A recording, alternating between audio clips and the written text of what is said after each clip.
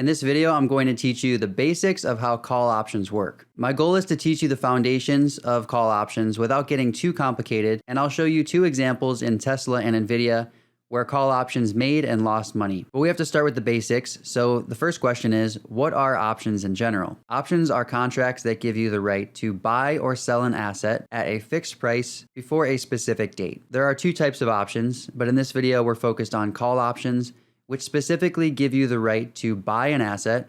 In this case, we're talking about stocks at a fixed price before a specific date. I know that sounds like a lot, but let's go through a very simple example to illustrate how this works, and then we'll jump into the Tesla and NVIDIA examples using real option data. Let's say we have a call option that gives us the right to buy shares of stock at $50 per share. This is the fixed price that we can buy shares of stock at over this time period. And in this case, we have a 6-month window.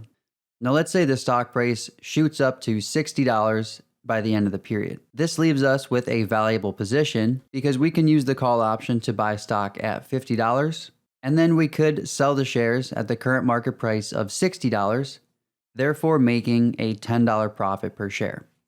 We don't have to sell the shares, but for this example, we're just going to say that we're going to do that because it's going to make everything easier to understand. But options are not free, because the right to buy a stock at a fixed price at some point in the future has a cost. And so let's say that in this example, we paid $2 for the call option initially, and the stock price went up to $60, and we used the option to make $10. And that was from buying shares at $50 and selling them at $60. And so that leaves us with a $8 net profit or a 400% return. But it doesn't always work out that way, because what if the stock price went down instead of up? In this example, let's say the stock price went from about $55 to $35. What would happen in this example? Well, we paid $2 for the call option, and 6 months later, the stock price is at $35. And with a stock at $35, we would not use this option to buy shares at $50, because that's obviously a bad deal. And so we wouldn't do anything with the option. If we wanted to buy stock, we could just buy stock at $35 in the open market. We don't need to use our call option to do that. So in this case, we just lose the $2 entry cost of that option, which is 100% loss on the price we paid for it. But that's okay because that's the most we can lose in this scenario. The call option lost 100% of its value, or $2, but the stock price went down $20, or a 36% loss. While the percentage loss on the option was 100%, the actual dollar loss on the shares was far higher. Before we look at real trades, I want to do a quick vocabulary speed round and name what we just learned, because there are some terms that are going to really help you when learning about options. The first is the strike price, and that's just the fixed price that we can use a call option to buy shares at. In our simple example, that was $50. The next term is the expiration date, and that's just the deadline you have for every options trade you make. With shares of stock, there's no expiration date. You can hold them forever. But every time you trade an option, there is going to be an expiration date for the contract, and that gives you a natural deadline for the trade. The next thing is the contract size, or sometimes called the contract multiplier. And this is important because when you see an option price on your brokerage platform of $2, that contract actually has a value of $200. And that's because options correspond to 100 shares of stock. The main thing to internalize is that when you see an option price on the brokerage platform, you have to multiply that price by 100 to get the actual value of the option. And now that we have these terms out of the way, let's look at real trade examples to see how all this ties together. In this real example, we are looking at a 310 call with 45 days to expiration, entered for $20.73. So this call option strike price is $310, giving us the right to buy 100 shares of Tesla at $310 over the next 45 days in this trade example. The entry cost is $2,073, and that's also the most we can lose on this position, and that's simply the entry price times 100. What I want you to pay attention to here is that as the stock price went up over the first week, Tesla was up 10%, and the option contract was up $1,890, or a 91% return over the same period. As the stock price went back down, so did the value of the call option, and therefore the P&L of the call dropped to a positive 13% when the stock was only up 4% from the entry price. But all the way through expiration, we can see that Tesla ended at $426, up 38% from the initial stock price when we entered this call option. And this particular call option ended with a P&L of $9,500, or up 460%. The key takeaway here is that call option performance will go in the same direction as the stock price. So as the stock price gets further and further above that strike price, we have a more valuable contract because we can use the call to buy shares at a steeper discount to the stock price. And second, a call option's return can far exceed what the stock price does over the same period. In this example, Tesla went up 38% while this call option went up 460%. But of course, it doesn't always work out that way,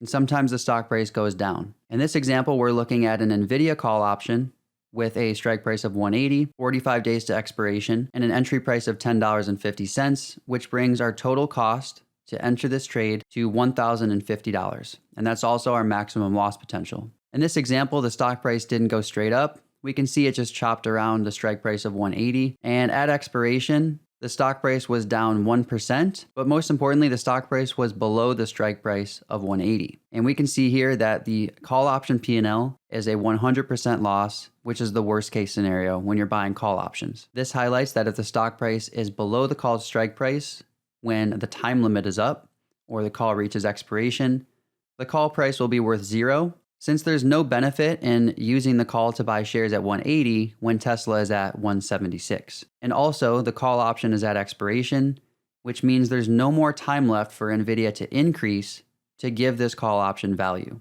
And so it ends with a final value of 0, and the trade realizes a full loss. We've looked at a simple example and some historical P&L examples, but I want to introduce you to the payoff graph of a call option. We're going to do this on Robinhood and using the modeling platform on projectoption.com. And currently I have the expiration of July 2026, which has 87 days to expiration. You'll notice that there's a bunch of different expirations that we can choose from. And this is one of the confusing things when you're learning about options.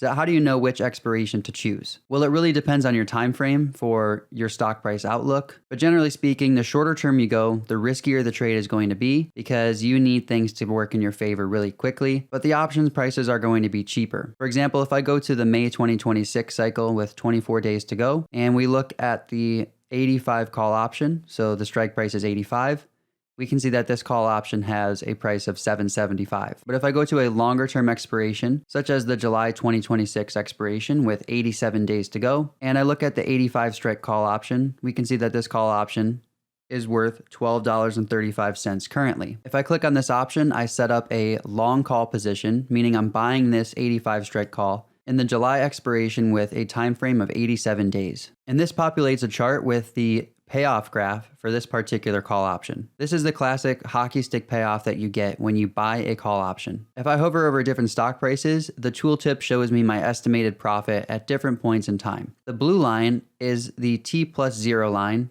and that just shows me my estimated profit and loss if Robinhood makes different stock price changes right now or on this current trading day. The orange line shows me my estimated profit at different Robinhood stock prices, but also in 44 days time, and that's halfway to expiration. And then the white line is the expiration payoff line, and this shows me what my P&L will be at various Robinhood stock prices in 87 days when this call option reaches expiration. If I hover over any price at the strike price of 85 or below, we will see that the loss at expiration is $1,235. And that comes from the entry price of $12.35 times 100, since one call option corresponds to 100 shares of stock. So it doesn't matter how low Robinhood goes, the most I can lose is that entry cost of $1,235. Call options also have theoretically unlimited profit potential, and that's because a call option's price will increase as the stock price continues higher. And since there's no limit to how high a stock's price can go,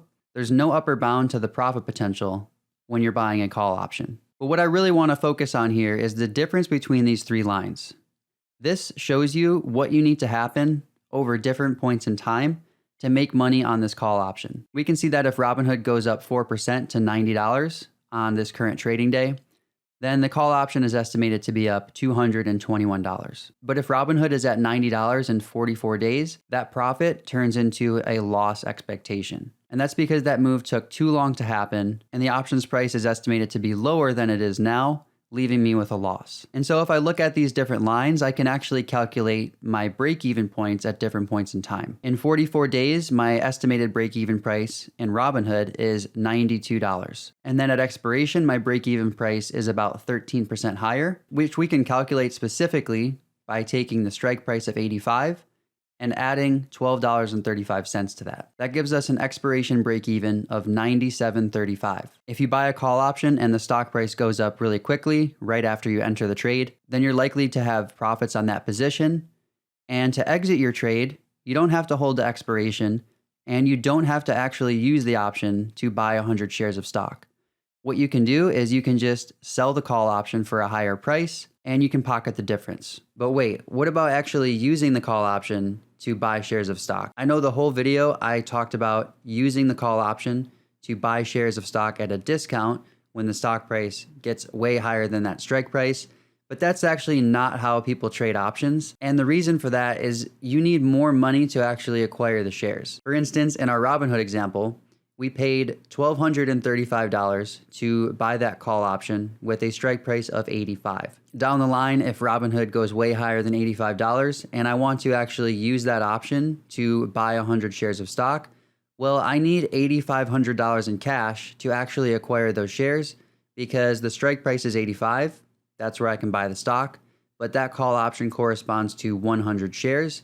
And so to buy 100 shares of an $85 stock, I need another $8,500 in available cash to actually do that. So there's a distinction between buying the call option, which gives you the right to buy the stock, and actually buying the stock, which requires you to have a lot more cash available to actually acquire those shares. And by the way, using a call option to buy shares at the strike price is called exercising the option. In this video, the reason that I taught you that the option was getting more valuable because you could buy stock at a discount, you're understanding how the pricing mechanics work, as opposed to just understanding when the stock price goes up, the call options price should go up as well. So I just wanted to clarify that. If you want the entire presentation of this video, including the interactive P&L charts with additional examples that I didn't cover in this video, you can get all of that and more by visiting the free guide page linked in the description below. If you have any questions about this video or about call options in general, leave me a comment down below and I will help you out as soon as I can. My name is Chris from Project Option, and I will see you in the next video.